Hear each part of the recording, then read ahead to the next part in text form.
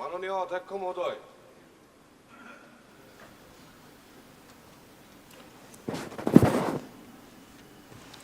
Question number 181, Ramakant Deuri. Absent. Question number 182, Bidya Singh England. অধ্যক্ষ মহোদয়, উত্তৰ সদনৰ মৰ্যাদাত ৰখা হৈছে।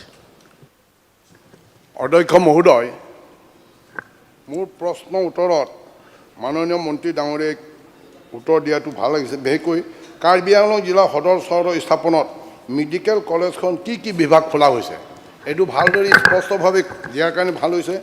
তেনেকৈ ধৰক anatomy, anaesthesiology, biochemistry, community medicine, dentistry, dermatology, ENT, forensic medicine আৰু মাইক্ৰ'বায়'লজি, অবিয়াছলি এণ্ড গাইনলজি এই বিভাগ খোলাৰ কাৰণে ৰাইজে সঁচাকৈ সন্তুষ্ট হৈছে।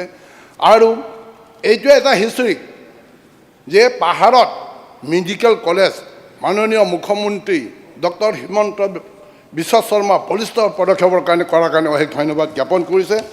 আৰু দ্বিতীয় প্ৰশ্ন যিটো কৰিছে ডক্টৰ কোন ডিপাৰ্টমেণ্টত দিয়া হৈছে এইটোও দিয়া হৈছে, এইটো ভাল লাগিছে।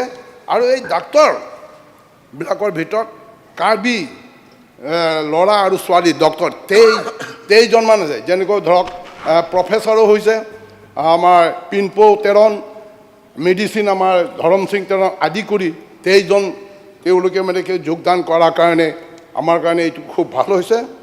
আৰু কিন্তু অধ্যক্ষ মহোদয়, ডিপাৰ্টমেণ্টৰ এটা হ'লে এতিয়ালৈকে এপইণ্টমেণ্ট দিয়া নাই। বিশেষকৈ